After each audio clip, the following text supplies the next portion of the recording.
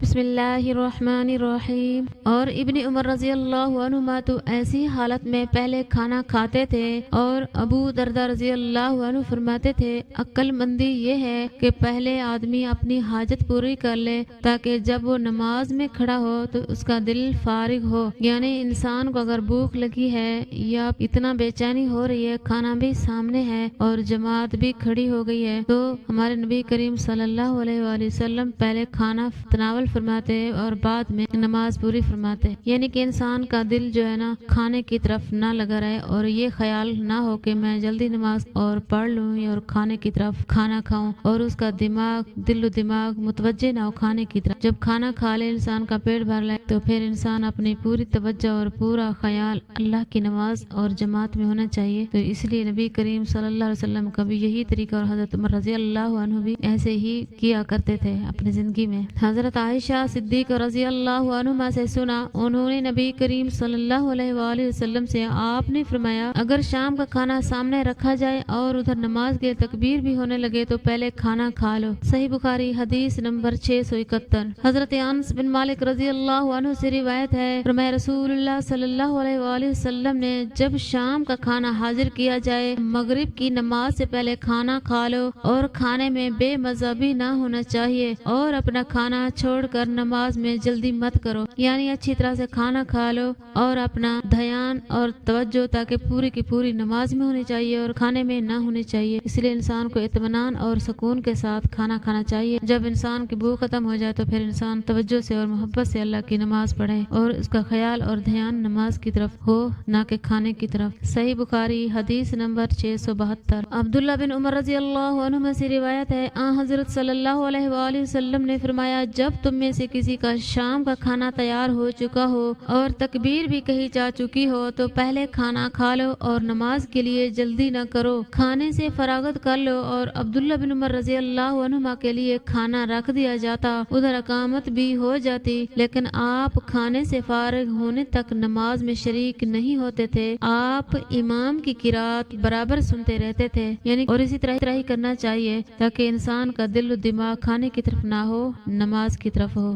صحیح بخاری حدیث نمبر 673۔ عبداللہ بن عمر رضی اللہ عنہما سے روایت ہے، نبی کریم صلی اللہ علیہ وآلہ وسلم نے فرمایا اگر تم میں سے کوئی کھانا کھا رہا ہو تو جلدی نہ کرے بلکہ پوری طرح کھا لے، گو نماز کھڑی کیوں نہ ہو گئی ہو۔ ابو عبداللہ حضرت امام بخاری رحمۃ اللہ علیہ نے کہا، اور مجھ سے ابراہیم بن منظر نے وہب بن عثمان سے یہ حدیث بیان کی، اور وہب مدنی ہے۔ صحیح بخاری حدیث نمبر 674۔ ہم سے عبدالعزیز بن عبداللہ نے بیان کیا، کہا ہم سے ابراہیم بن سعد نے صالح بن کسان سے بیان کیا، انہوں نے ابن شہاب سے انہوں نے کہا مجھ کو جعفر بن عمرو بن امیہ نے خبر دی، ان کے باپ عمرو بن امیہ نے بیان کیا، میں نے رسول اللہ صلی اللہ علیہ وآلہ وسلم کو دیکھا، آپ بکری کی ران کا گوشت کاٹ کاٹ کر کھا رہے تھے، اتنے میں آپ نماز کے لیے بلائے گئے، آپ کھڑے ہو گئے اور چھری ڈال دی، پھر آپ نے نماز پڑھائی اور وضو نہیں کیا۔ صحیح بخاری حدیث نمبر 675۔ حضرت عائشہ صدیقہ رضی اللہ عنہا سے روایت ہے،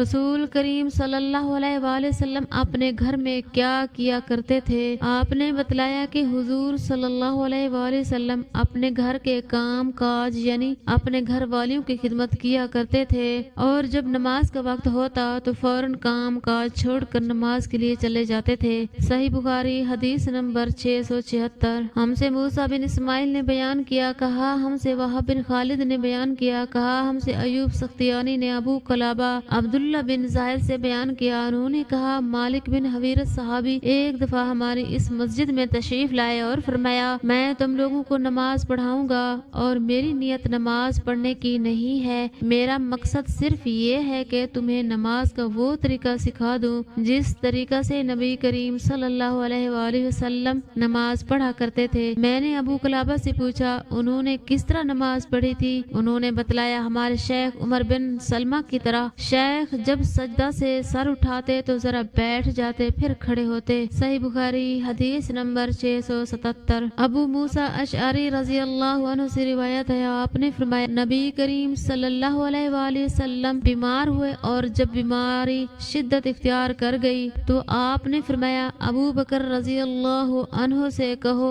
وہ لوگوں کو نماز پڑھائیں۔ اس پر حضرت عائشہ رضی اللہ عنہا بولی وہ نرم دل ہیں، جب آپ کی جگہ کھڑے ہوں گے تو ان کے لیے نماز پڑھانا مشکل ہوگا۔ آپ نے پھر فرمایا ابو بکر سے کہو وہ نماز پڑھائیں۔ حضرت عائشہ رضی اللہ عنہا نے پھر وہی بات کہی۔ آپ نے پھر فرمایا ابو بکر سے کہو نماز پڑھائیں۔ تم لوگ صحب یوسف زلیخا کی طرح باتیں بناتی ہو، یعنی کہ نبی کریم صلی اللہ علیہ وسلم ناراضگی کا اظہار فرمایا کہ میرے بعد میرے مصلی پہ حضرت ابو بکر صدیق رضی اللہ عنہ نے بھی امامت کرانی ہے، کیونکہ پہلے خلیفہ وہی مقرر تھے، تو اس وجہ سے میرے بعد ابو بکر نے مصلی سنبھالنا ہے اور کوئی نہیں۔ نبی کریم صلی اللہ علیہ وسلم کے بعد جو مقام ملا وہ حضرت ابو بکر صدیق رضی اللہ عنہ کو ملا۔ اس وجہ سے نبی کریم صلی اللہ علیہ وسلم نے حضرت ام عائشہ سے ناراضگی کا اظہار فرمایا کہ میں بار بار حضرت ابو بکر صدیق کا کہتا ہوں، آپ بار بار کہتی ہیں وہ نہیں پڑھا سکتے، اس لیے میرے بعد جو مقام اور جو پہلے خلیفہ ہوں گے حضرت ابو بکر صدیق ہوں گے، تو ان کا ارادہ یہی تھا کہ وہ حضرت عمر سے کہیں وہ نماز پڑھائیں، کیونکہ حضرت ابو بکر صدیق رضی اللہ عنہ نرم دل اور رقیق تھے، ان کا دل بہت ہی نرم تھا، اس وجہ سے حضور کا مصلی خالی دیکھ کر وہ برداشت نہیں کر سکیں گے یا ان کا دل جو ہے نا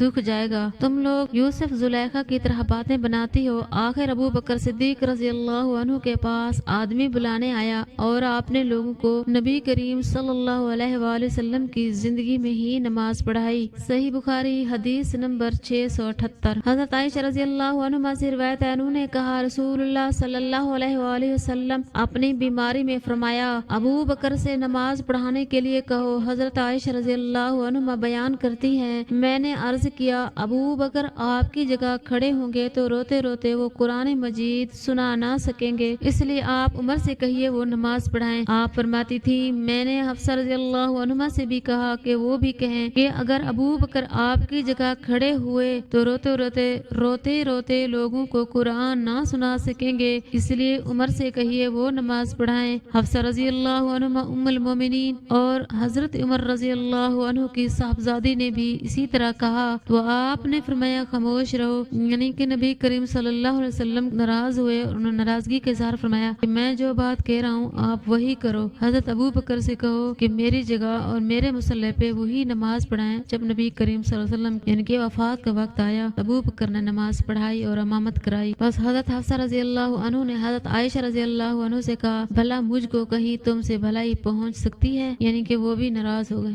صحیح بخاری حدیث نمبر 679۔ ہم سے ابو الیمان حکم بن نافع نے بیان کیا، کہا ہمیں شعیب بن ابی حمزہ نے زہری سے خبر دی، کہا مجھے انس بن مالک رضی اللہ عنہ نے خبر دی، آپ نبی کریم صلی اللہ علیہ وآلہ وسلم کی پیروی کرنے والے آپ کے خادم اور صحابی تھے۔ حضور صلی اللہ علیہ وسلم کے مرض الموت میں ابو بکر صدیق رضی اللہ عنہ نماز پڑھاتے تھے۔ پیر کے دن جب لوگ نماز میں صف باندھے کھڑے ہوئے تھے تو حضور صلی اللہ علیہ وسلم حجرہ کا پردہ ہٹائے کھڑے ہوئے ہماری طرف دیکھ رہے تھے۔ آپ کا چہرہ مبارک حسن و جمال اور صفائی میں گویا مصحف کا ورق تھا۔ آپ مسکرا کر ہنسنے لگے، ہمیں اتنی خوشی ہوئی کہ خطرہ ہو گیا سب آپ کو دیکھنے میں ہی مشغول نہ ہو جائیں، یعنی کہ یہ ڈر لگے کہ حضور کو دیکھتے دیکھتے ہماری نماز ہی نہ ٹوٹ جائے، غلطی سے نماز ہی نہ توڑ دیں۔ حضرت ابو بکر رضی اللہ عنہ الٹے پاؤں پیچھے ہٹ کر صف کے ساتھ آ ملنا چاہتے تھے۔ انہوں نے سمجھا کہ نبی کریم صلی اللہ علیہ وآلہ وسلم نماز کے لیے تشریف لا رہے ہیں، لیکن آپ نے ہمیں اشارہ کیا نماز پوری کر لو، پھر آپ نے پردہ ڈال دیا، بس حضور صلی اللہ علیہ وآلہ وسلم کی وفات اسی دن ہو گئی۔ انا للہ و انا الیہ راجعون۔ صحیح بخاری حدیث نمبر 680۔